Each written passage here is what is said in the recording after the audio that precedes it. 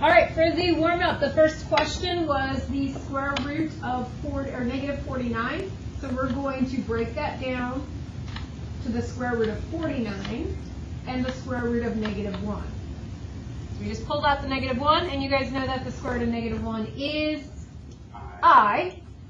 We can also find the square root of 49 is 7, so we write that in the order of 7i. Number 2. We're going to break this down. Oops.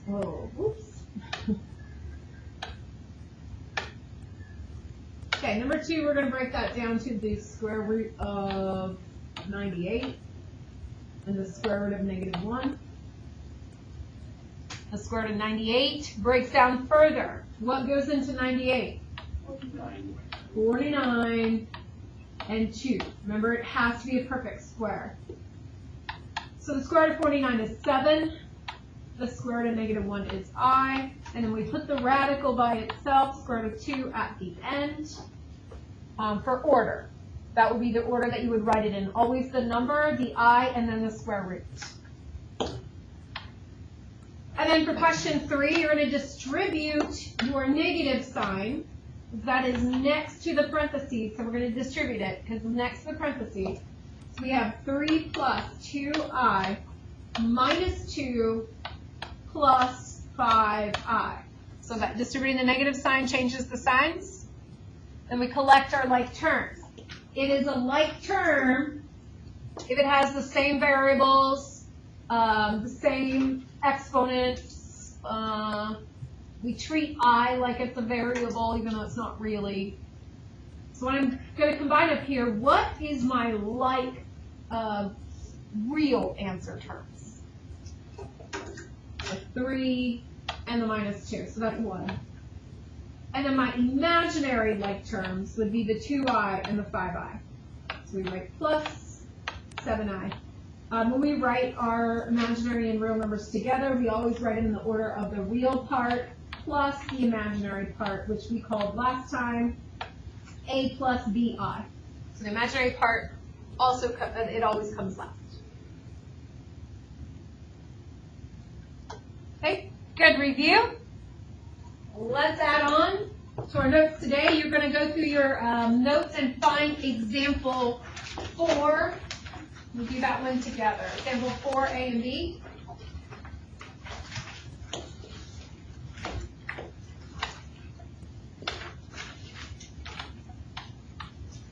All I'm doing is rewriting this, so it is in my handwriting. I don't know. I don't like the way it's typed. So I've got 4i, and it's next to a parenthesis with negative 6 plus I. So if it's next to it, that operation is multiplication, and we're going to distribute. So inside the parenthesis, there's a plus sign that separates the terms. That separates where I'm distributing to. So I'm going to do 4i, and I'm going to be multiplying that by negative 6 plus 4i, and multiplying that by another I. The step that I just wrote, you don't necessarily need to write, but this is what my brain is thinking. When I multiply 4i times negative 6, I just multiply the numbers together and put the I next to it. So negative 24i plus, right, we're going to treat that I like it's a variable, and I would write 4i squared, because there's 2 of them. Now, this is very important. You ready for this? This is something we haven't done yet. You probably put it right at the top of your paper. I times I is equal to negative 1. Because the square root of negative 1 is I. That means if I take I times itself, I get negative 1. That's the same thing as, that is the same thing as saying I squared is equal to negative 1. So any time that you take I times I, you get to take that I squared and replace it with negative 1. So really what I have have here is negative 24i plus 4 multiplied by negative 1.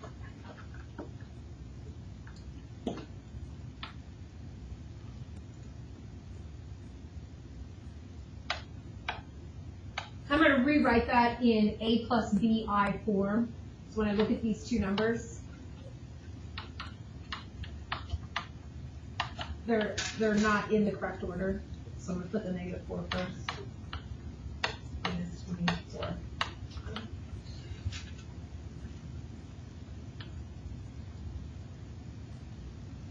Okay, questions? Questions so far?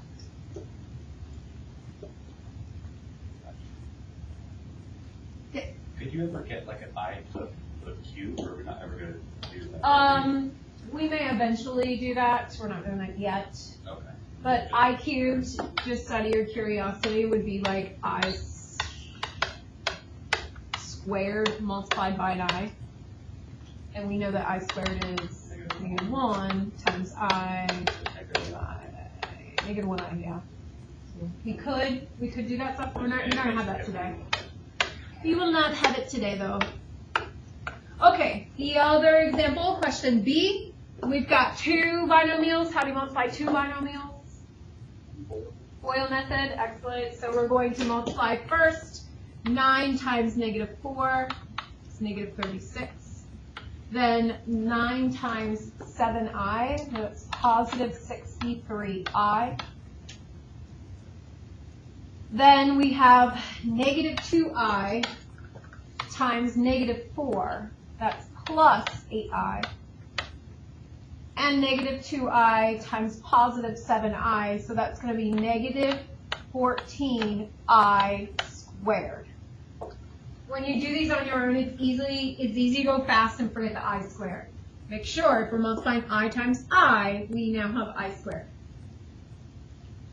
We're going to simplify. What can I simplify here? Like terms in the middle? So that's, what, 71? What can I simplify over here? 14 times negative 1. Right, so we'll have negative 14 Yeah. times negative 1, which is going to make a plus 14 at the end. So is that my final answer in A plus BI form? No. So what can we still do, Gabby? Right, once I got rid of the I squared, we now have just a real number there, so we can add our like terms. Negative 22 plus 71i. That would be our final. Okay. You have 3 student examples, numbers 11, 12, and 13. So I'm going to give you a couple minutes. I'm going to pause the video. I'm going to give you a couple minutes to try 11, 12, and 13.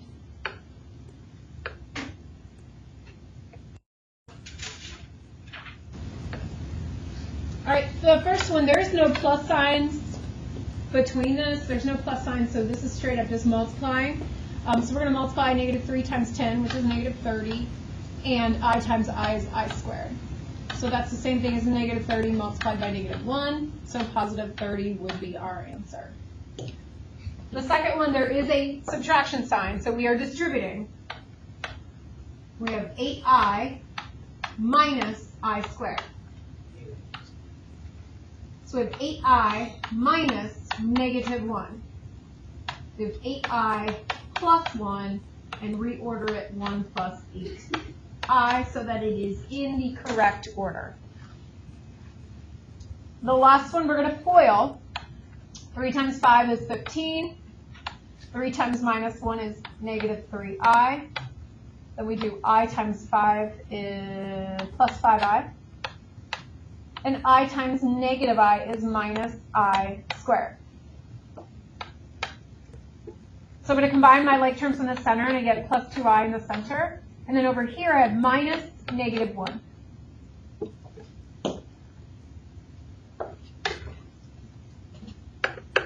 And so we have minus negative 1, that changes into plus 1. So we have 16 plus 2i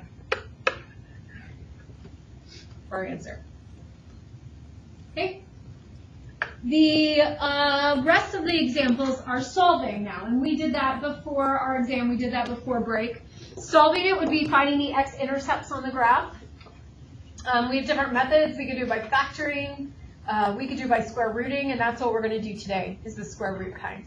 So for example 5, question A, first thing I want you to do is get x squared by itself. And how are we going to do that? Subtract by 4. Subtract 4, good. So now we have x squared equals negative 4.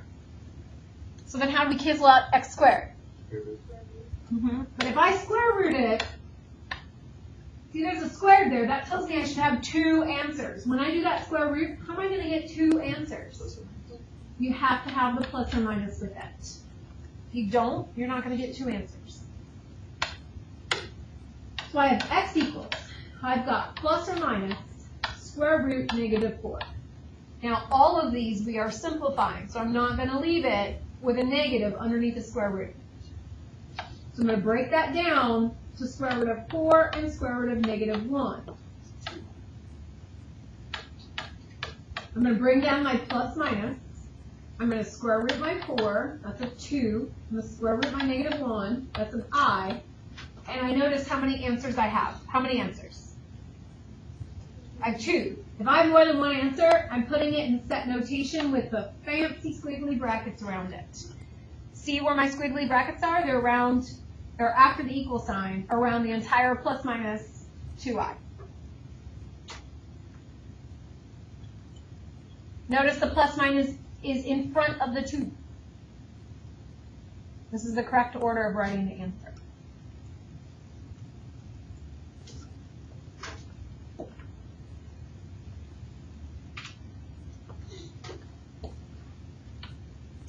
So question B, what should I do first?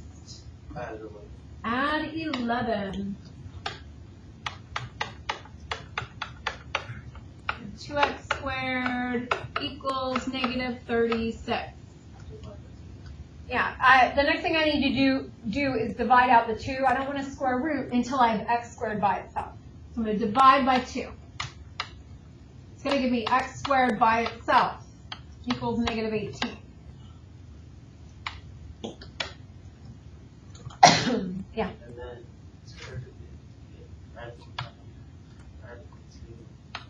Okay, you're way ahead. But when I square root it, I need something. Plus minus. So since I am making this video, we do have people absent today for that Be the Difference Day. So I'm trying to make sure I say everything on here. I now have x equals plus or minus square root of negative 18. And Brandon's telling me that I can't leave it like that, but I have to break it down further. So I'm going to take that square root of 18 and then negative 1 apart. And from there, that square root of 18 is not a perfect square, is it? Is there a perfect square that goes into 18? What is it? 9. 2. So at this point, square root of 9 is 3. I'm going to write all my stuff. I have x equals. I have fancy brackets. I'm going to write the plus or minus first. Then I'm going to write a number that is not a square root. Do I have a number that is not a square root? The 3. The next thing I write is the I. Then I write my radical left and fancy bracket.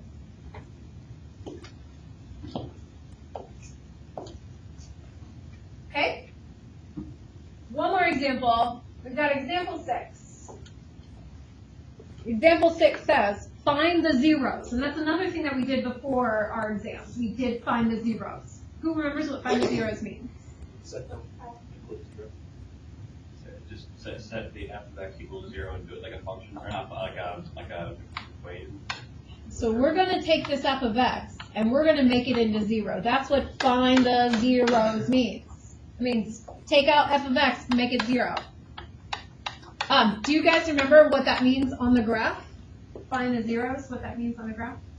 Do you remember? Where it goes through the x-axis. Right. It'll be like the x-intercepts on the graph. So we're going to find the zeros. I put f of x equal to 0. Now we're going to solve it. What should I do first? Subtract 20.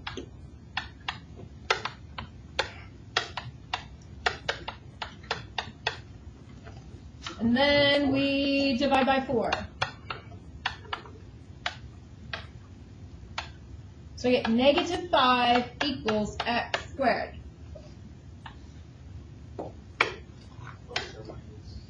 Square root, so plus or minus, right?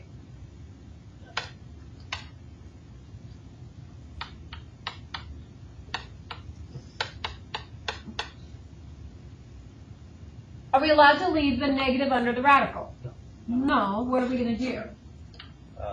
Take the I out. Yeah, I'm going to take out that I. So we'll have 5 and negative 1. I'm just switching the x to the other side. So negative 1 becomes I. I've got square root. Not square root. I've got plus or minus first. Then out of my two things, the I is going to come next. Because the radical always comes last. If you cannot square root 5 and it doesn't have anything to pull out of it, then you just leave it as square root 5. That's okay. There is 9 student practice questions. You need to get 5 of them correct before you do your assignment. So I'm going to walk around and check as you go. You can pick any 5 that you want, and I'm going to come around and check and answer questions as you're working. And then after that, the assignment is online. I'm going to pause this, then I'll put it back up if you're still writing stuff down. I'm good, I'm here. Here is a list of perfect squares if you are trying to figure out what to divide square roots by to simplify them.